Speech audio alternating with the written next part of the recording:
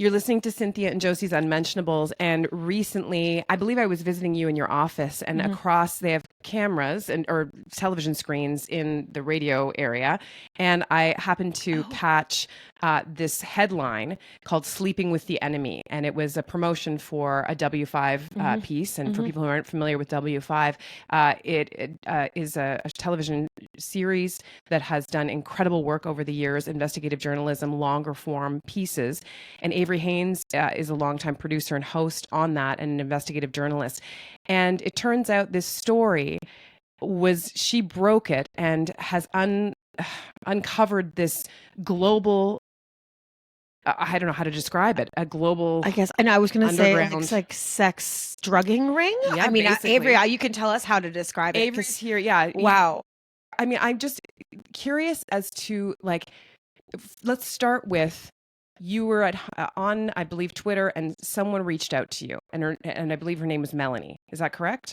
Yeah, we call her Melanie because she lives in abject fear from this network. And it's a global network of predators who are online, who are working together to trick their wives and girlfriends by secretly drugging them, sexually assaulting them, and then sharing those videos. But Melanie reached out to me. She DM'd me on Twitter and said, I have a story. I don't know if I'm ready to tell it. And she wasn't for quite some time. And then when she told me what had happened to her, it sparked this investigation that led to this horrifying network. So I think most people are familiar. I remember hearing this story. I believe it was in France, where there was a man who, it turns out, his entire life had been drugging his wife and having, I guess, neighbors and people come over and have sex with her, and went through the criminal justice system. And I remember hearing about that story, and it was so horrifying. But I thought, oh, well, that's clearly like a one-off. So the idea that what you've uncovered is this is not an isolated thing, that this is this global network. But I want to start with this story of Melanie, because my understanding is from your piece that she was at her own engagement party, and I believe she opened up Facebook or Instagram, some social media, and someone was trying to extort money from her by showing her naked photos of herself. Can you take us through that? Yeah, she was at her wedding shower, about to be married. All kinds of people had flown in for this weekend of celebrations, and she and other people in the wedding party and family members received what they initially thought was spam. And she got a little message, and when there's a graphic image, you have to click on it to reveal it on Facebook. And she clicked on it, and it was images of her from when she was a teenager being tortured, and she looked as though she was dead in the image in the videos. And they weren't extorting her for money. She had unknowingly, for years, in this network, become what they call a legend. And there was a whole backstory about her, and people within this group became obsessed with her. And enough information was out there about her that they started reaching out to her, and they didn't want her to get married. And all kinds of family members were then sent the same images. And she went to the police, and the police initially kind of thought that this was uh, some sort of banal, I don't know, revenge porn or something, or this is a woman who was, complaining about something that wasn't much. And then when they looked at the videos and they realized exactly what was done to her from the time she was 17 until she was 20, they recognized that this was a crime of just extraordinary proportions. Wow. So I So mean, did she continue? Did she get married? She did get married, but so she's married to a doctor. And she married a doctor, and you can imagine the stress that that caused in those initial days, because he's wondering, well, is this something that you sort of, that you consented to, and now you don't like to see these images out there. He went on this trail to try to track down these videos, but the minute he saw them, he recognized. And I've seen the videos of Melanie, and I don't, there just aren't words that are strong enough to explain what was done to her. She was raped with tools. She was humiliated in the videos. She was posed in the videos. She was punched in the videos. She was slapped in the videos. And there are 30 videos have been found of 30 different times of abuse. And, when I interviewed her, I mean, she's obviously seen those videos. And she said there's this really strange um, inability to process it because it's you, but you don't have the memory. So to kind of deal with that, what was done to you, was so challenging for her. But she talked about how, because a lot of people after this documentary aired said, how do these women not know if they're subjected to this amount of violence? And it's because they all tell each other the things to say. He had convinced her that she needed sleeping diet pills. And he's big into weightlifting, and they were together, working out a lot. And he told her that she was fat and needed to go on these medications in order to lose weight. And that's how he initially tricked her, is he gave her this diet pill before she went to bed. And so she would take these diet pills, and then one day she asked to stop taking them, and that's sort of when he started to get angry with her. But it is interesting that you could have this and then like wake up and not feel like you ask her about that. Did she feel anything the next day? What did she say with that? Well, how many times have you woke up in the morning and you just kind of feel like you didn't have that great of a sleep, or, you went right to sleep and you wake up in the morning and you're feeling as though you're bloated, or you've got cramps, or the last thing you expect is that the person who tells you he loves you before you went to bed is secretly drugging you. When he, okay, so he drugs her, and then what does he does all of these things, rapes her, tools, whatever. And then does he sell the images, or what is he doing online? It turns out that his main interest was in child pornography. And the way this network works is that you trade. And so he was making videos more than anything to give to men who were into that, in order to trade it for child pornography. Oh my God. Yeah. And so eventually, this came to light, right? And talk about what the status is. What I found interesting is that when they broke up, it was apparently an amicable breakup. He went on to, I guess, be in relationships. And when this came to light, in fact, it was his wife who was initially saying, no, this couldn't possibly be. Tell us what happened from there. So the RCMP investigated, went through, raided his home, found tens of thousands of images, many of them child pornography. As they were going through the footage that he had saved, they found images of the girlfriend after Melanie, as well as his current wife, and they charged him. And his wife initially went to court to defend in order to get bail for him, because she just couldn't believe that, she believed him when he said, these are ex-girlfriends who allowed me to do this. And then the police called her in and said, because the charges initially didn't involve her, as they continued to investigate while he was behind bars, they had to sit her down and say, it's not just those two girlfriends, there are images of you. They are now separated. She's filed for divorce. Now, from this, you learn all of this. And what happens next? What do you decide to do? I'll just tell you, like, on the court case, so he was convicted, he was found guilty. A publication ban was put on his name under the guise of protecting his victims, because by identifying him, it would identify his then wife. And, two of the victims, including Melanie, didn't want his name to be kept secret. And the Crown kind of intimated to them that if they fought to have the publication ban on his name lifted, it might expose their names as well, which is totally wrong. She's now filed a civil suit in order to have his name revealed, which I was able to do last week on CTV, in revealing his name. And I just want to say his name is Jonathan Beaulieu. He is up for parole in 2029, so he could be out in just a matter of years. She wants that every woman, once he is released from Dorchester Prison in New Brunswick, to know what he's done and who he is. But I just got chills. No. Yeah, I mean, to be able to, so the civil suit, his name is not protected in the civil suit. So I can't tell you anything that happened at trial, but I can tell you that in the civil suit, all of these details, all of these allegations against him that he has admitted to because he pleaded guilty and described himself as a monster, blamed his parents' divorce. I can tell you about that. Oh my gosh.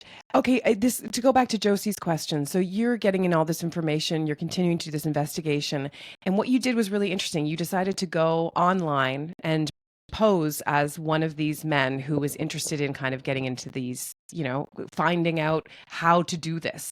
Tell us what happened. Well, I was really daunted at first because I don't know much about the dark web, and I thought, do I have to get an encrypted computer? How am I going to protect myself? I really don't know much about it. I thought about hiring a private investigator or an expert in that world to help me walk through it. And this is the most horrifying thing. None of it is on the dark web. This is all on porn sites that you can access, that your child could access, that anybody can access. It's not hidden in any way. I created a user profile on two porn sites that I won't name, but they're very active porn sites that anyone can get on. I was a man in his 50s named Antonio, and I started liking videos and commenting on videos of men who were posting videos that the women appeared to be unconscious in, and they would have hashtags that like drugged or sleeping or unconscious, and from there it was alarmingly easy to get into that world. And so in that world, they're sharing basically the types of drugs you might need if you want to do this. And they involve everything from the date rape drug to the drug, I think it's propofol that killed Michael Jackson. Is that the one? So how easy was it to access those presume like protected pharmaceuticals, presumably? It was so easy because this is what they do. They help each other. So I was able there was one man who was posting underneath these videos, if you want GHB, if you want sedatives, GHB is the date rape drug, if you want, and listing all the drugs that you could buy through him. You go onto Telegram, you say, yep, I want it. You send him some Bitcoin and he sends it to you. And getting the drugs was really easy.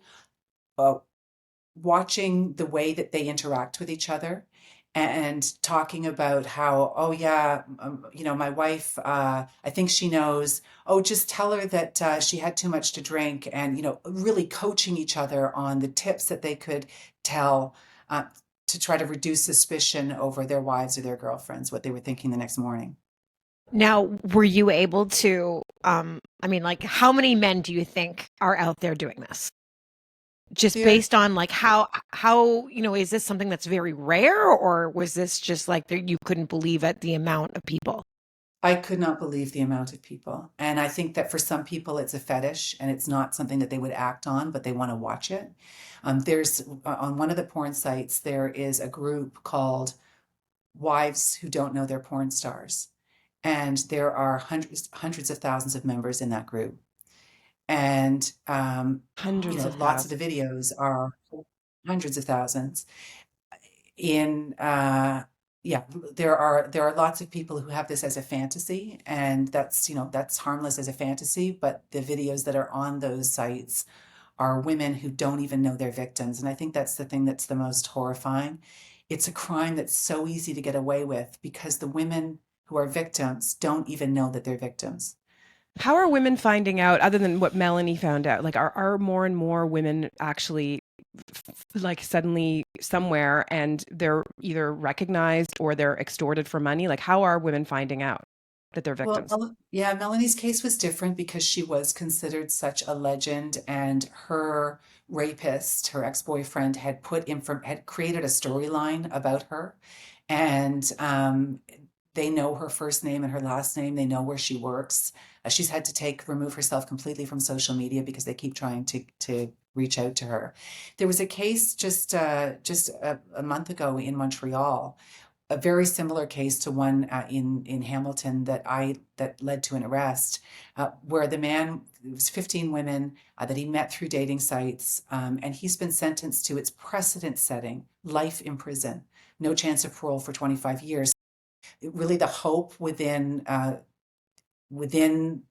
for these survivors is that with this precedent, this crime will start to be treated seriously by the judicial system. But in my investigation, so I was undercover for about 2 months. I interacted with two men and was able to get arrests in both of those cases because the information that I compiled from those men, they're so brazen, that I was able to get arrests in two cases involving well over a dozen women. Mm-hmm. But doesn't this make you mad? Sorry, I just like, no, it's okay. Like just like that like you're an investigative journalist. Bless you for the work that you do, but you're not a police officer. Does it not make you angry that this is Police not, aren't doing this? Like, why have they not figured this out? So in my early on in my investigation, I came across a profile that had a Canadian flag on it, and I clicked on it in one of these groups, and in this on this man's profile, there were 6 videos of women who were, to me, seemed very clearly unconscious.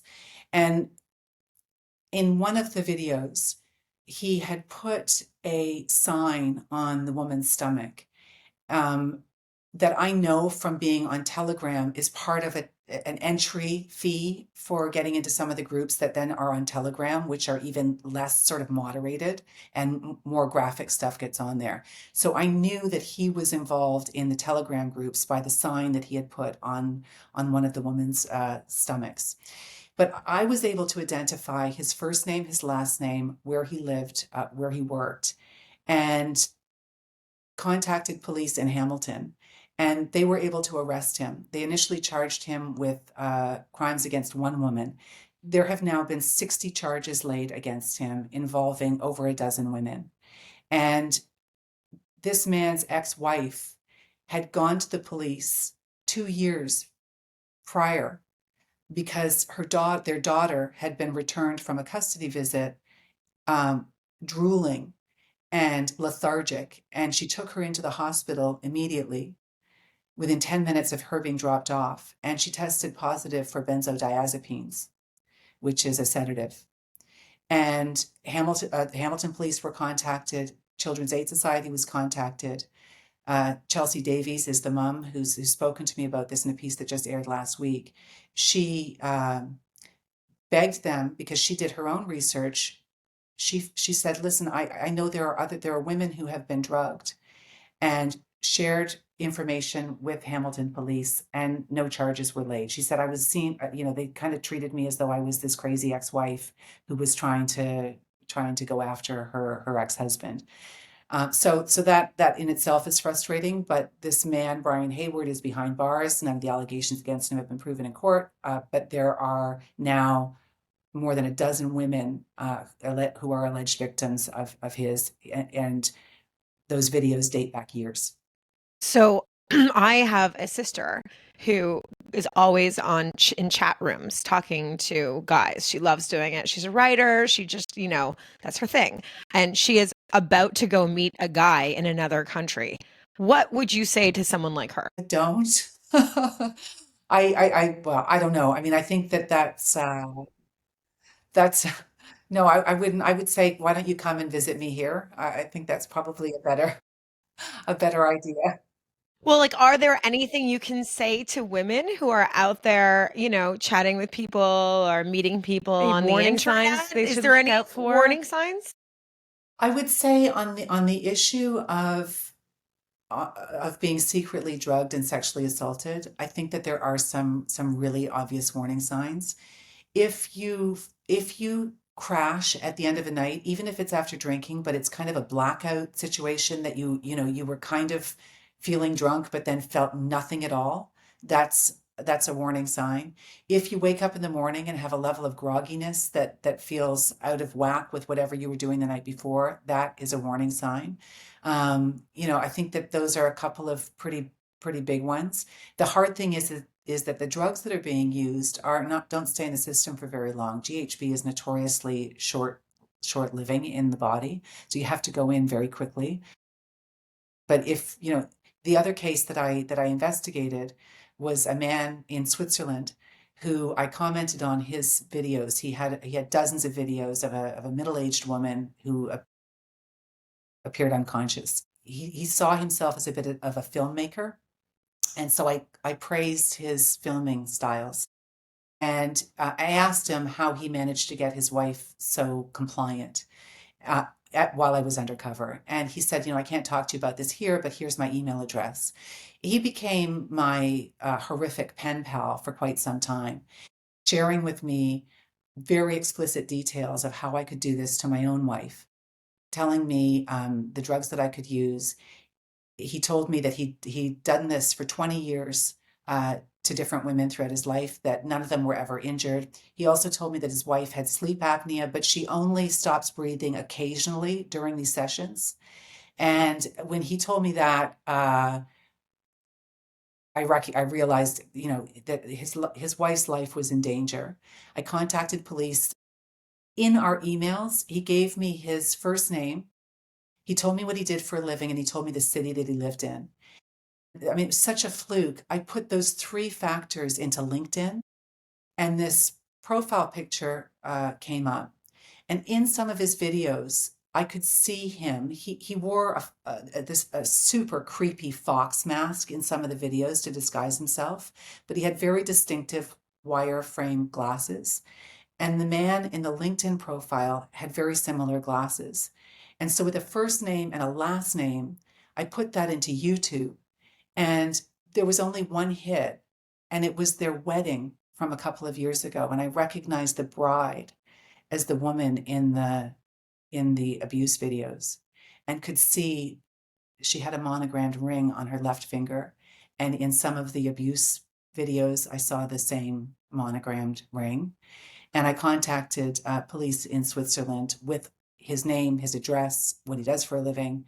And they have now arrested him and charged him with rape and sexual coercion. Good for you. Avery, do you worry Wow. at all about your own safety after all this? Like Yeah. going and talking about this publicly and what you've sort of basically revealed, this underground network? These guys are cowards. There is nothing more cowardly than incapacitating someone and raping them. I'm not worried. They should be worried about me. I'm not worried about them. Good I'm for not you. worried about them What at all. Like Good for you. ultimately, here's what I'm struck by. This is carrying on, and no matter what, even if police nabs all of these different people, this stuff is still out there. So, what is being done, if anything, to change the legal system so that these types of videos can be scrubbed or can no longer exist or be chargeable offenses in and of themselves for existing and being shared? And this is the thing that's just that, I mean, the system, there's so many flaws in the system. But one of them is the fact that if you are a victim of this kind of a crime, it's your responsibility to go and get those videos off the porn sites. I think it should be mandated that when police are investigating, that they are the ones that send, a letter coming from or an order coming from the police has far more weight than an order coming from a woman who's already traumatized. So part of the civil suit that's been filed by Melanie, so it's a $2 million civil suit. It's not anything about the money. It's about naming Jonathan Beaulieu in New Brunswick. But it's also going after the porn industry and seeking an injunction against anybody who shares or who allows on their websites to be posted videos of her crimes to be fined or put in jail. And so that's a process that's just been filed last week, and that's an attempt to get the porn industry to be held to account for this. They've made some changes. Some porn sites have taken out the ability to search drugged, unconscious, sleeping, but it's so easy. It doesn't take a computer whiz to find this stuff. It's relatively easy to do, and I think that there needs to be. And this is not being puritanical about pornography. It's about if a woman has not consented to images of her having sex or being raped up on a porn site, that's a pretty obvious thing that needs to stop. Just lastly, if people are listening and they're feeling really angry about this, is there anything that you would suggest they could do to be active, to Yeah. be helpful? I just think awareness is the biggest thing. I have a huge amount of respect, and I feel honored that the women who were victims of Jonathan Beaulieu in New Brunswick, that they had the courage to speak out to me. His own sister reached out to me, and we also interviewed her in the documentary. She had been she she's starting legal action against him for claims of sexual violence from when she was a child. But that these women, uh, they're already at risk, especially Melanie, who is this legend.